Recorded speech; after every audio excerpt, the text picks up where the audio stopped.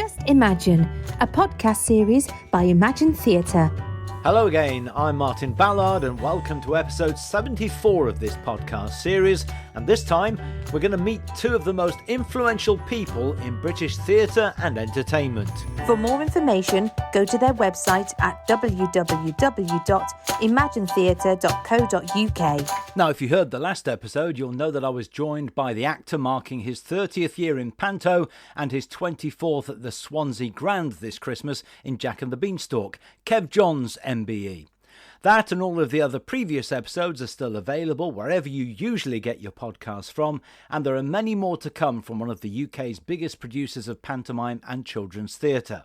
And don't forget, if you have any questions about Imagine Theatre or pantomime in general, send them in using the Get in Touch section of the website at imaginetheatre.co.uk, and we'll answer another of your questions at the end of this episode.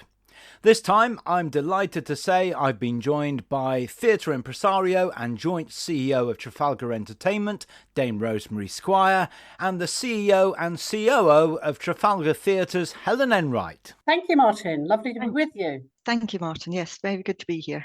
Rosemary, let's start with you if we can. What an incredible career you've had, and I don't really know where we start with all this. When did you first get the slightest interest in theatre and entertainment? I was very fortunate in that I grew up in Nottingham in the East Midlands at a time when there was really good regional theatre. So the very, very first time I went to the theatre was to see pantomime, in common with most kids in this country. I think, I was probably about 4.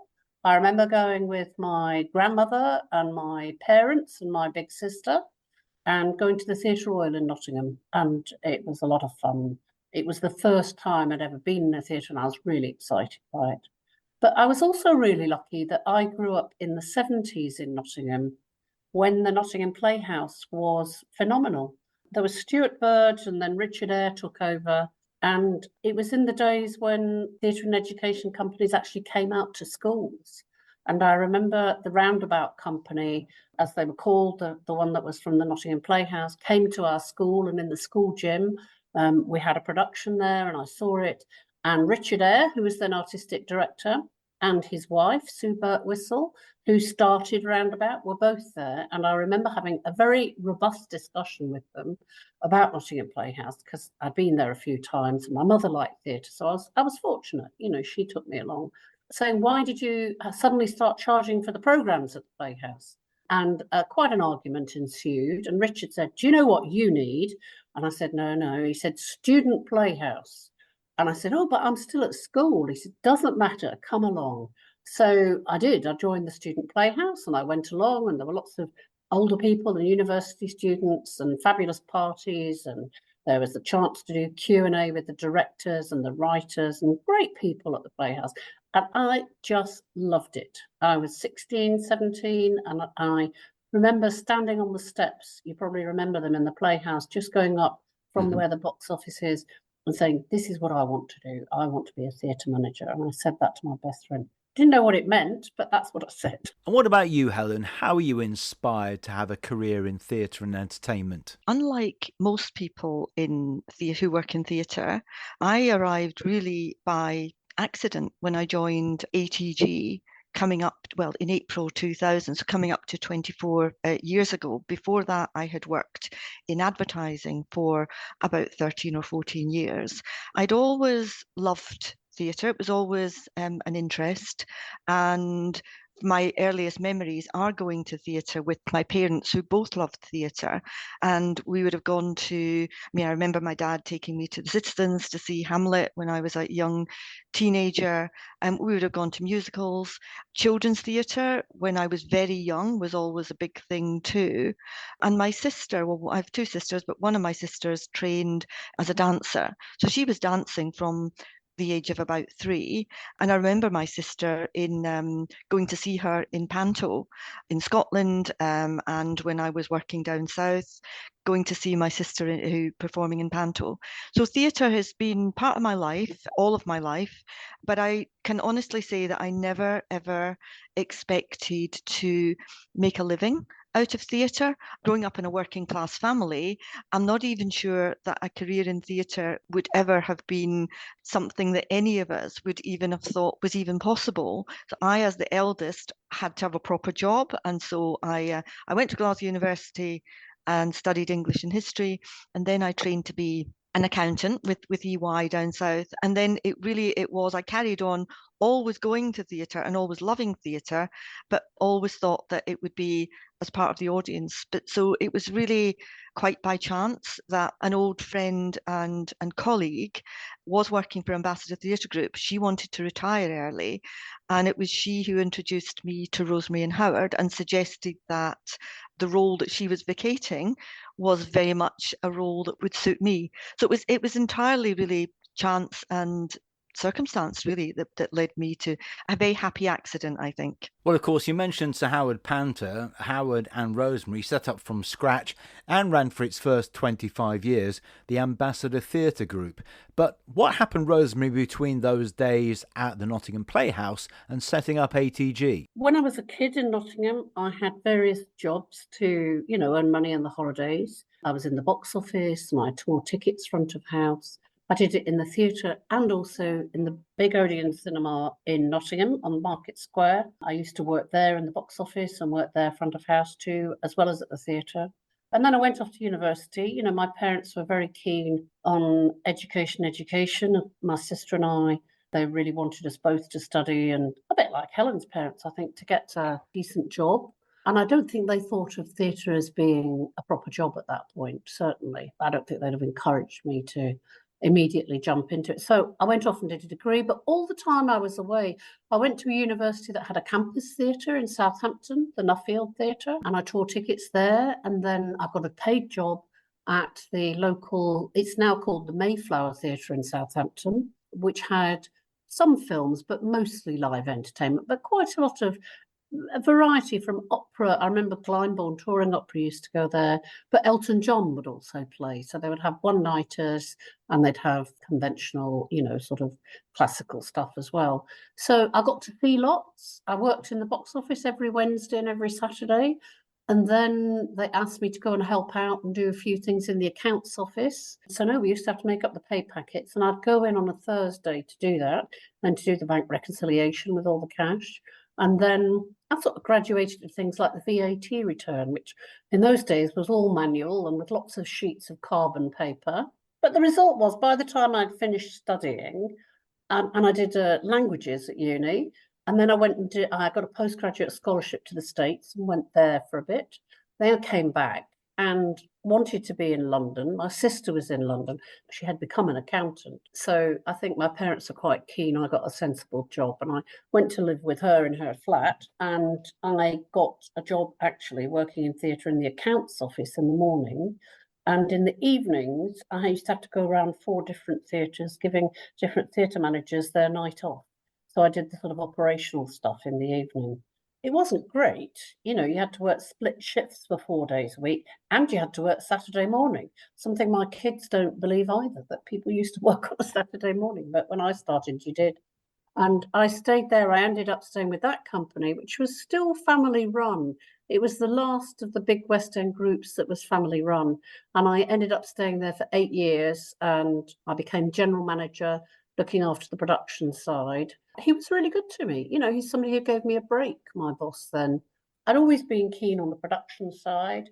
I'd done National Student Drama Festival. I was still at uni, and then Edinburgh Festival and things like that. And in my spare time, when I first started in London, I was involved with a lot of sort of activist feminist campaigning groups and producing work in the early 80s.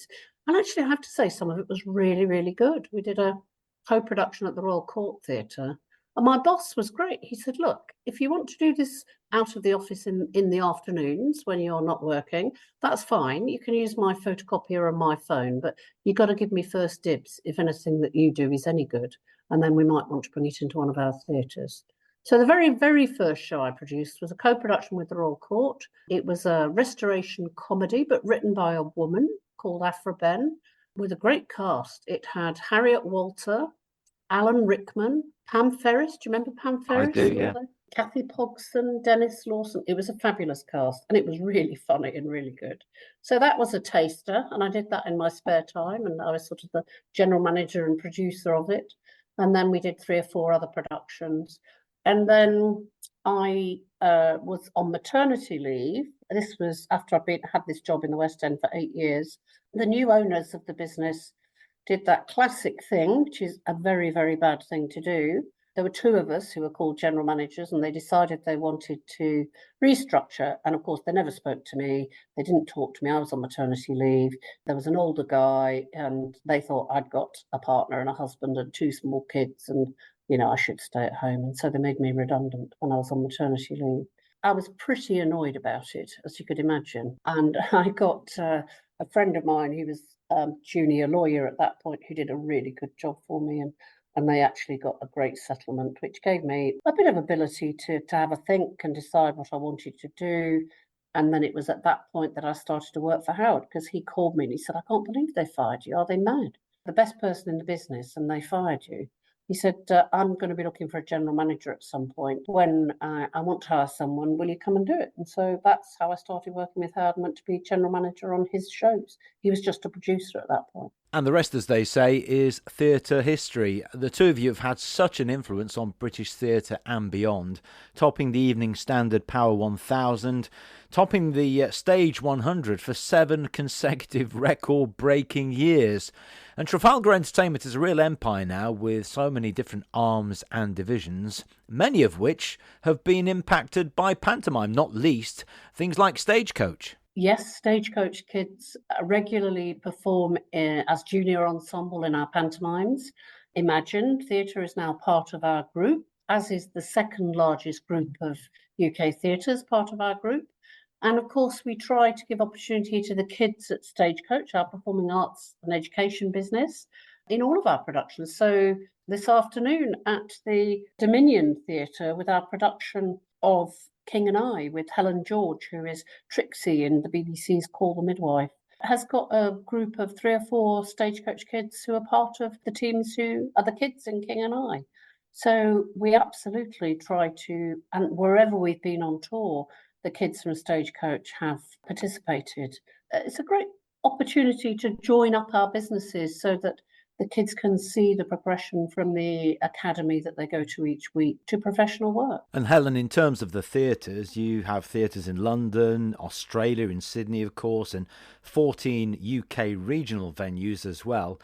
Pantomime has been really important, particularly post-COVID, for many regional theatres in particular, who are trying to stay afloat financially.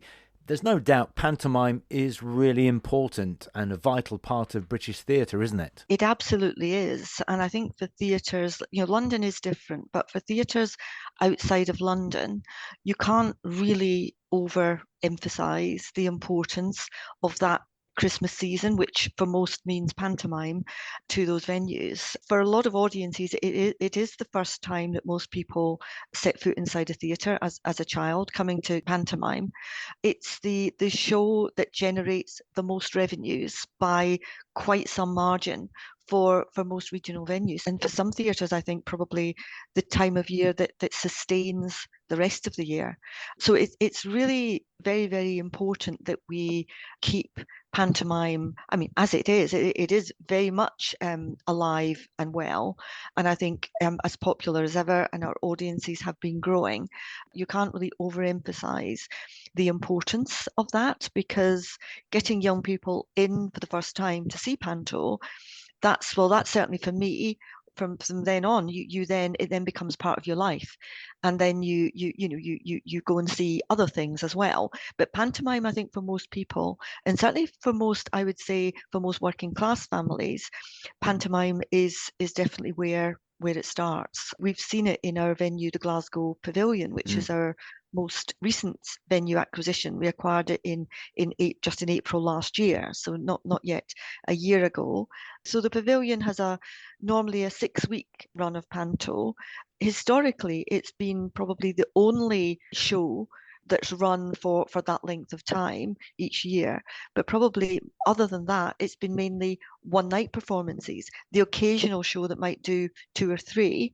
And it's been running, actually, I think pantomime at the Pavilion started in the 20s or possibly around 1930. And it's been running every year since. And it's an absolute staple and something that audiences come in large numbers, come to see every year.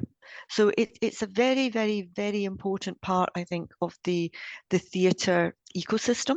And I think really important to see that the pantomime that is produced at the Palladium, I think it's now probably 5 years or so, maybe 5 or 6 years that it's been running at the Palladium. Very large scale, very much, well, certainly the largest scale pantomime, I think, probably in the country.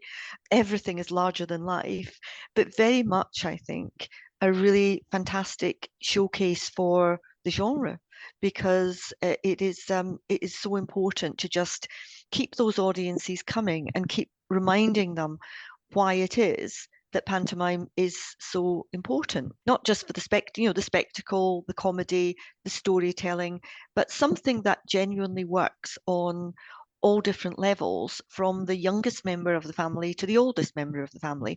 So it is one of those, I think, unique genres that really does speak to every member of the family and across generations. And it is unique, of course, it's a unique genre, I think, to this country, and something that we very much need to celebrate and keep alive. Yeah, I totally agree, Helen. And to add to that, I think as well, for those regional venues who very often don't produce anything in-house all year round, it brings the staff together, it brings local children in as performers, it actually becomes more of a hub of the community. And that's also really important, isn't it? Very much so. And we know that, so our pantomimes in regional venues typically go on sale a year in advance. So while you're still coming to see this year's panto, people would be coming out, having had a really great time, and then booking straight in for next year. And it is very much that sort of Christmas tradition. We always go to panto on Boxing Day or whenever it might be. And I think something that very much speaks to audiences across demographics. I think pantomime can work for everybody. So it is one of those levelers in a way that very few shows, I think, are. I think you're absolutely right. And Rosemary, you mentioned Imagine Theatre joining the Trafalgar Entertainment family. In so many ways, it was an obvious coming together, wasn't it? Because both Trafalgar and Imagine complement each other in so many ways. They do, absolutely, because the Christmas productions, the pantomime, is really the backbone of regional theatre. I think it's so important to be able to grow and develop what you produce. We love working with the Imagine team because their production values and production standards are really high. They look after their teams. People want to work with them year after year. So they've got very long, deep relationships with the talent, with writers and directors. That's a great thing to be part of. And I think it's very much how we as a company want to work. So I think we shared a lot of values. It's from the smallest venue, which may have less sophisticated pantomime, to Helen and I, who you might think, I don't know how many pantos Helen saw, but I must have seen probably 10 this year, perhaps 8 or 10, a lot, more than most people. And yet we had a fantastic afternoon out, the two of us, on a Sunday afternoon, I think it was, to go and see the Palladium panto. It was a bit of a treat. Admittedly, it's a unique phenomenon, but those costumes are just a wow. Yeah. And we had such a good time. And yet we also had a fantastic time. The very first one I went to see this season, I loved. It was up at the Pavilion in Glasgow. Again, it was very relevant to the local community. It said lots of things that were particular to Glasgow, lots of fantastic Scottish talent who were in it and also had created it. And it was just a lovely, lovely evening, and I was so pleased to be there. So it sort of rounded my panto experience this year, from the Pavilion to the Palladium. Now, Rosemary, I'm a pantomime dame, and my favourite panto is Aladdin because of the character Widow Twankey. Actually, I've just realised you're the first real dame we've ever had on the podcast. So, Rosemary, what's your favourite panto? Oh, I think it's got to be Cinderella, hasn't it? That's probably my favourite. There was a moment of magic this year, and Helen and I, we were both there actually, and we'd seen it before, but there was a brilliant trick where Cinderella goes off to the ball in her coach, and the way they did it, it was very clever. It looked as if it was sort of taking off and travelling through the air, and it was lots of sort of sparkly and dry ice. And if you were a child, they were just absolutely captivated. It's magic.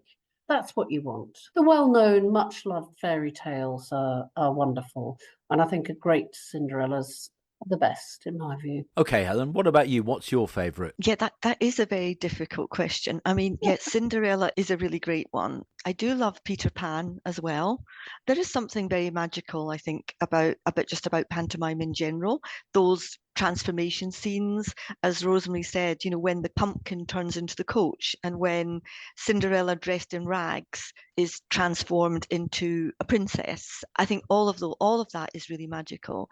I think Peter Pan is great because it's more action-packed. The fight scenes with Captain Hook and often the pavilion would do a more sort of action-based pantomime.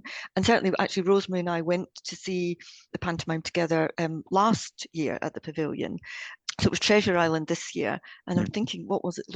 I'm trying to remember what it was. It was Aladdin last year. Yeah. And we were talking to a woman who was there with her two young boys. And she was talking about how much they loved it. And she said that, she felt that her boys really wanted to come and see Aladdin because there was more action, let's say, than going to see something like Sleeping Beauty or Cinderella. All these big titles, though, well done. They can all be equally captivating, equally magical, and equally good.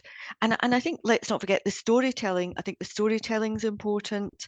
I think also the really big thing about pantomime as well, and the thing that really drives it and often keeps people coming back, is the comedy. I think if you can really get the comedy right, it drives it, and it really does.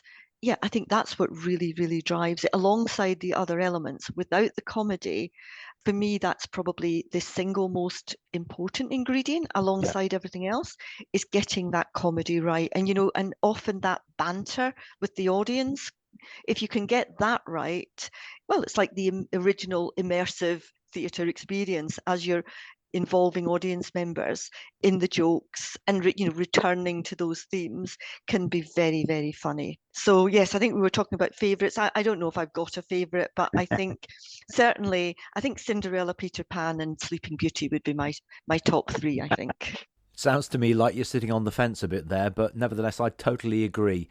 There is always a great adventure in pantomime, and that's one of the key elements, along with the comedy, the music, the fabulous costumes, special effects, and so much more. I'm also mindful of the fact that both of you are women at the top of your game when it comes to the British theatre industry. And Rosemary, for you, I mean, it's 5 years now since you were named Dame Commander of the Order of the British Empire. And of course, you were the only woman to have won the Ernst & Young UK Entrepreneur of the Year Award. And back in 2015, you were the first woman to represent the UK at the World Entrepreneur of the Year Awards in that year. Very different story to the story you relayed earlier in this podcast episode when you were made redundant by a company, when equality for women and generally getting on in the industry wasn't easy for women.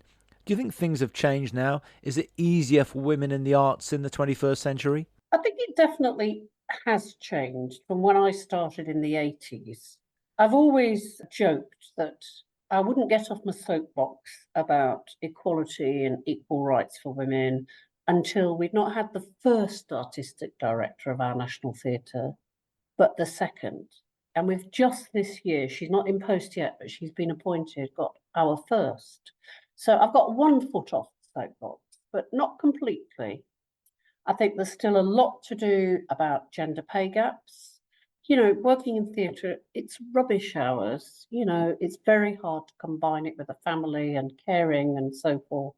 Helen must be out, I don't know, 4 nights a week, Helen, something like that, I would think. And I remember when my kids were young, I would try not to do more than 3 because if I was out more than 3 nights a week, it all started to fall apart at home. It's difficult. Like now I've got an elderly mother who is very frail and needs support, and I try to see her as much as I can. But it's like my kids are grown up now, but I've got more caring responsibilities, which a lot of men don't have. In fact, most men don't have, realistically. So it's tough. And I think as employers, we need to value all of our employees and to provide an environment where it's okay if you've got to take your child to a doctor's appointment, or if you've got to work from home because somebody's poorly and can't go out to school or whatever. Or I've got to be there when the doctor comes to visit my mother and try to explain to her what's going on.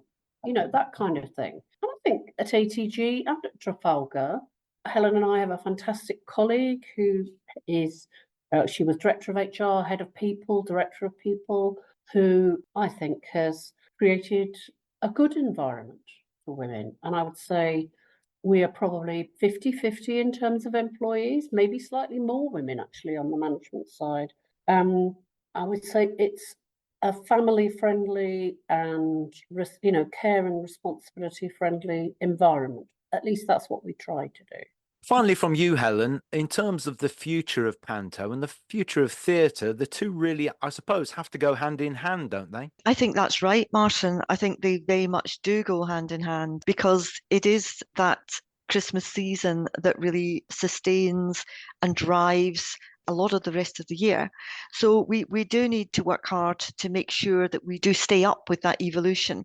And I think we can see, certainly through work that Imagine's been doing and some of the investments that we are making through Imagine into digital sets, for example. So the Beauty and the Beast that we presented in Wickham this year was a digital pantomime, which won best large scale pantomime at the UK Pantomime Awards last year. It was presented in Swansea last year, and it's digital, the latest generation of digital sets. They are very, very spectacular, and I'm not saying that everything will move that way, but certainly digitizing more definitely has its place in the evolution of the genre. But I think at its core, it's making sure that we invest and find those pantomime stars of the future, that we nurture and encourage the young comedians, and that we just keep the genre alive. For me, it is, for regional venues, it is the most important season of the year, and will continue into the future.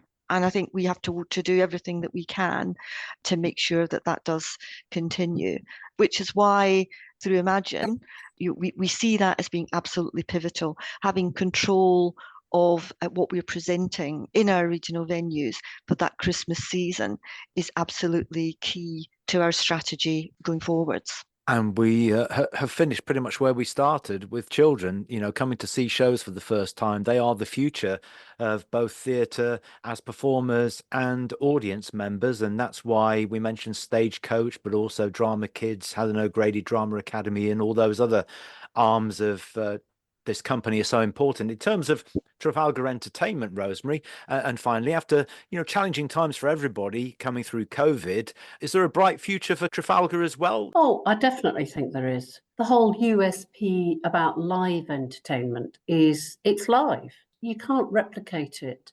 I think cinema has had a very tough time coming out of COVID, and with strikes and so forth affecting it. And we all got used to watching our big tellies at home on all the streaming platforms during the time of COVID. But actually, that communal experience, and we touched on it a bit before, that it's about a community, isn't it? It's a community in the audience. It's a community backstage and in the theatre. That's unique to the live experience. It's something in the moment that you share, and you were there when it happened. And I definitely think it's here to stay. It's something, I think, part of what makes us human, isn't it? That we want to hear each other's stories. We learn more about life and more about, funny things, sad things that move us. I was moved yesterday. I went to see a play and was moved to tears, which is unusual because you might think I'm a pretty jaundiced person who's seen far too many shows in life. But, actually, I saw a play that made me weep. And that was something that told me something new about life. And it was a fabulous play, The Motive and the Cue. I commend anyone to go and see it, actually, about John Gielgud and Richard Burton, the famous Hamlet that John Gielgud directed and Burton played. And I think, the live is unique in that. It wraps us all up and takes us on a journey. Great. We are, after all, social animals, and the shared experience, particularly in a theatre setting, is one of the joys of life. It really is. I'm so grateful for both of you spending some time with us on the podcast. Dame Rosemary Squire, the only real dame to ever have been on the podcast. Thank you very much for talking to us, and also CEO of Trafalgar Theatres, Helen Enright. Thank you so much. Thank you, Martin. And let's finish with another of your questions. What's the main priority when Imagine Theatre takes on a new venue? Well, let's get the answer to that from Imagine's Managing Director and Joint CEO, Steve Bowden.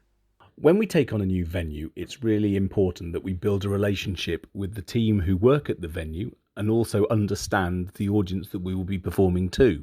We have discussions about the skill set within the building, whether there are any skills that we can utilise on the pantomime. It's really important that we empower staff within the buildings to have a chance to work on these productions.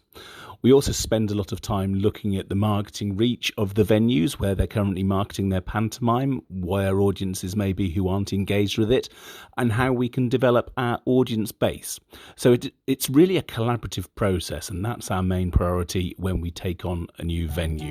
Thanks, Steve, and that's it for another episode. Don't forget to keep your questions coming in, and make sure you join me, Martin Ballard, next time for episode 75, when I'll be catching up with Dr. Robert Marsden and Mari Bryan to look in more detail at the role of the director. Thank you for listening to the latest edition of Just Imagine, the podcast series from Imagine Theatre. And you can find out more by going to www.imaginetheatre.co.uk.